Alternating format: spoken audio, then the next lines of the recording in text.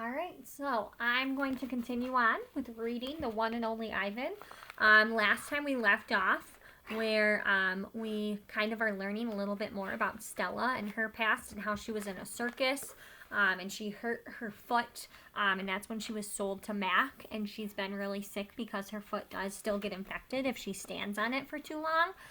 And she was really sick last year, and she doesn't know, and Ivan still thinks she's not 100%. Um, so now we're going to read, and the next chapter is called A Plan. It's been 2 days since anyone's come to visit, and Mac is in a bad mood. He says we are losing money, hand over fist. He says he's going to sell the whole lot of us.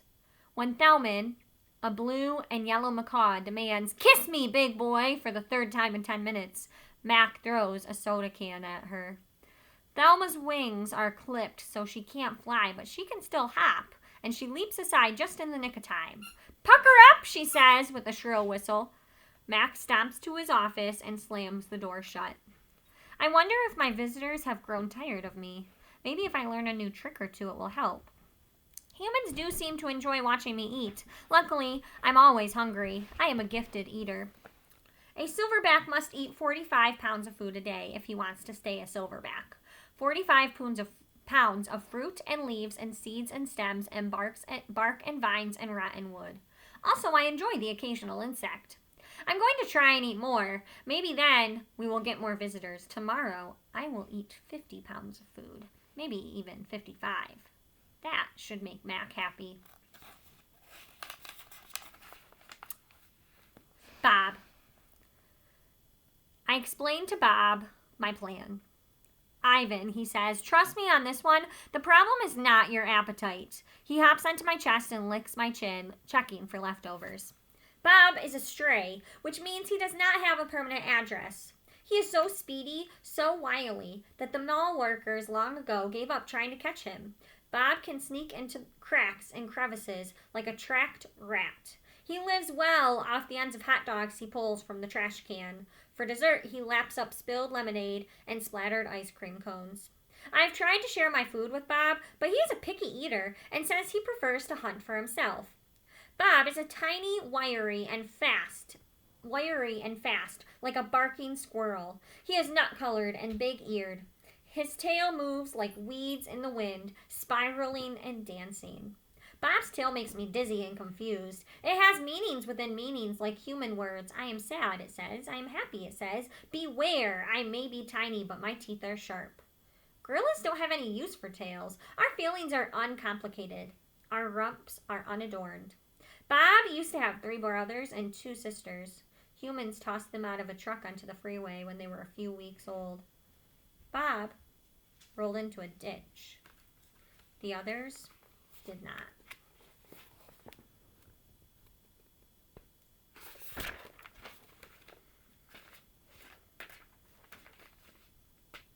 His first night on the highway, Bob slept in the icy mud of the ditch. When he woke up, he was so cold that his legs would not bend for an hour. The next night, Bob slept under some dirty hay near the Big Top Mall garbage bins. The following night, Bob found the spot in the corner of my domain where the glass is broken. I dreamed that I had eaten a furry donut, and when I woke up in the dark, I discovered a tiny puppy snoring on top of my belly. It had been so long since I felt comfort of another's warmth that I wasn't sure what to do. Not that I hadn't had any visitors. Mac had been in my domain, of course, and many other keepers. I'd seen my share of rats zip past, and the occasional wayward sparrow had fluttered in through the hole in my ceiling. But they never stayed long. I didn't move all night long, in fear of waking Bob. Wild. Once I asked Bob why he didn't want a home. Humans, I noticed, seem to be irrationally fond of dogs, and I couldn't see why a puppy wouldn't be easier to cuddle with than, say, a gorilla. And I could see why a puppy would be easier to cuddle with than, say, a gorilla. "Everywhere is my home," Bob answered. "I am a wild beast, my friend, untamed and undaunted." I told Bob he could work in the show like Snickers, the poodle who rides Stella. Bob said Snickers sleeps on a pink pillow in Mac's office. He said she eats foul-smelling meat from a can. He made a face. His lips curled, revealing tiny needles of teeth. "Poodles," he said. are parasites. Picasso. Mac gave me a fresh crayon, a yellow one, and 10 pieces of paper. Time to earn your keep, Picasso, he mutters. I wonder who this Picasso is. Does he have a tire swing like me? Does he ever eat his crayons? I know I have lost my magic, so I try my very best. I clutch the crayon and I think. I scan my domain. What is yellow? A banana. I draw a banana. The paper tears, but only a little. I lean back and Mac picks up the drawing. Another day, another scribble, he says. 1 down, 9 to go. What else is yellow? I wonder, scanning my domain. I draw another banana. And then I draw 8 more. 3 visitors. 3 visitors are here. A woman, a boy, and a girl. I strut across my domain for them. I dangle from my tire swing. I eat 3 banana peels in a row. The boy spits at my window. The girl throws a handful of pebbles. Sometimes I'm glad the glass is there.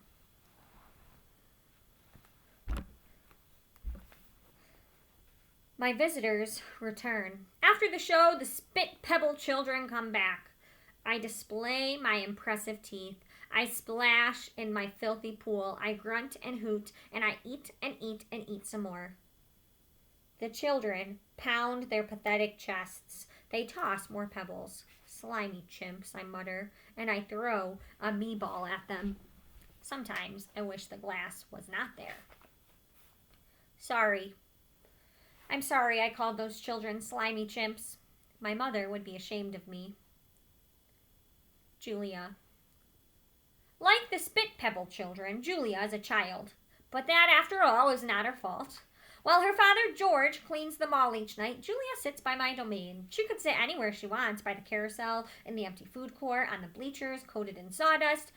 But I'm not bragging when I say that she always chooses to sit with me. I think it's because we both love to draw. Sarah, Julia's mother, used to help clean the mall. But when she got sick and grew pale and stooped. But when she got sick and grew pale and stooped, Sarah stopped coming. Every night Julia offers to help George, and every night he firmly says, "Homework, Julia. The floors will just get dirty again." Homework, I have discovered, involves a sharp pencil, a thick books, and long size. I enjoy chewing on pencils. I am sure I would excel at homework. Sometimes Julia dozes off and sometimes she reads her books, but mostly she draws pictures and talks about her day. I don't know why people talk to me, but they often do. Perhaps it's because they think I can't understand them, or perhaps it's because I can't talk back. Julia likes science and art.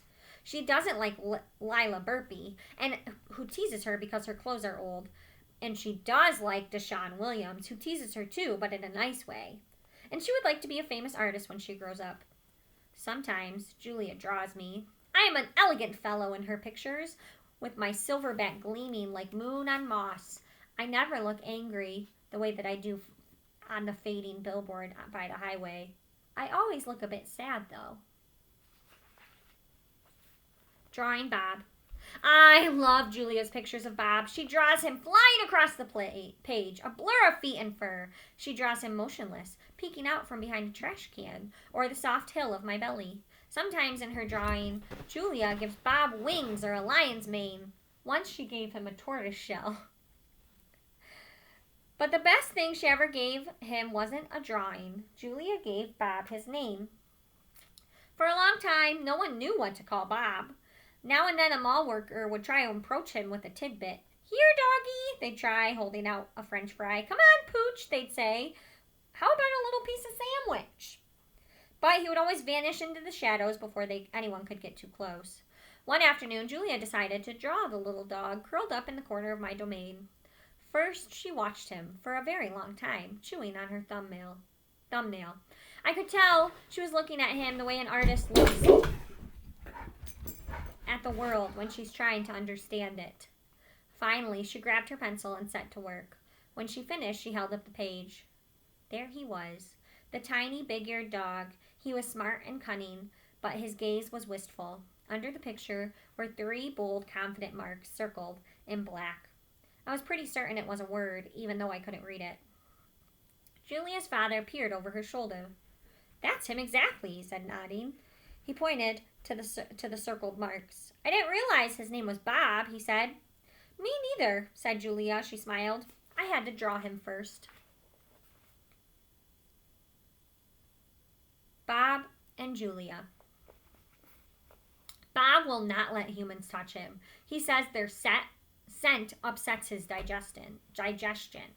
But every now and then, I see him sitting at Julia's feet. Her fingers move gently, just behind his right ear. Mac. Usually Mac leaves after the last show, but tonight he is in his office working late. When he's done, he stops by my domain and stares at me for a long time while he drinks from a brown bottle. George joins him, broom in hand, and Mac says the thing he always says. How about the game last night? And business has been slow, but it'll get better, you'll see. And don't forget to empty the trash. Mac glances over at the picture Julia is drawing. What are you making? He asks. It's for my mom, Julia says. It's a flying dog. She holds up her drawing, eyeing it critically. She likes airplanes and dogs. Mac murmurs, sounding unconvinced. He looks at George. How's the wife doing anyway? About the same, George says. She has good days and bad days. Yeah, don't we all? Mac starts to leave and then pauses. He reaches into his pocket and pulls out a crumpled green bill and presses it into George's hand. Here, Mac says with a shrug. Buy the kids some more crayons. Mac is already out the door before George can yell, Thanks! Not sleepy. Stella, I say after Julia and her father go home, I can't sleep. Of course you can, she says. You are the king of sleepers. Shh, Bob says, from his perch on my belly. I'm dreaming about chili fries. I'm tired, I say, but I'm not sleepy. What are you tired of? Stella asks. I think for a while. It's hard to put into words. Gorillas are not complainers. We're dreamers, poets, philosophers, nap takers. I don't know exactly. I kick my tire swing. I think I may be a little tired of my domain. That's because it's a cage, Bob tells me. Bob is not always tactful. I know, Stella says. It's a very small domain. And you're a very big gorilla, Bob adds. Stella, I ask. Yes? I noticed you were limping more than usual today. Is your leg bothering you? Just a little, Stella answers. I sigh. Bob resettles. His ears flick, and he drools a bit, but I don't mind. I'm used to it. Try eating something, Stella says. That always makes you happy. I eat an old brown carrot. Doesn't help, but I don't tell Stella. She needs to sleep. You could try to remember a good day, Stella suggests. That's what I do when I can't sleep. Stella remembers every moment since she was born. Every scent, every sunset, every slight, every victory. You know I can't remember much, I say. There's a difference, Stella says gently, between can't remember and won't remember. That's true, I admit. Not remembering can be difficult, but I've had a lot of time to work on it. Memories are precious, Stella adds. They help tell us who we are. Try remembering all your keepers. You always liked Carl, the one with the harmonica. Carl. Yes, I remember how he gave me a coconut when I was still a juvenile, and it took me all day to open it. I tried to remember my other keepers I have known, the humans who've cleaned my domain and prepared my food and sometimes kept me company. There was Juan, who poured Pepsis into my waiting mouth, and Katrina, who used to poke me with a broom while I was sleeping, and Ellen, who sang, How much is the monkey in the window? With a sad smile while she scrubbed my water bowl. And then there was Gerald, who once brought me a box of fat, sweet strawberries. Gerald was my favorite keeper. I haven't had a real keeper for a long time. Max says he doesn't have money to pay for an 8 babysitter. These days, George cleans my cage, and Mac is the one who feeds me.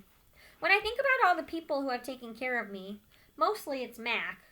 I recall day in and day out, year after year after year, Mac, who bought me and raised me and says I'm no longer cute. As if a silverback could ever be cute. Moonlight falls on the frozen carousel, on the silent popcorn stand, on the stall of leather belts that smell like long gone cows. The heavy work of Stella's breathing tells me that breathing reminds. The heavy work of Stella's breathing sounds like the wind in the trees, and I wait for sleep to find me. And that's where we're going to stop for today. So we're learning more about Stella and more about Bob in these recent chapters, and about some of Ivan's keepers.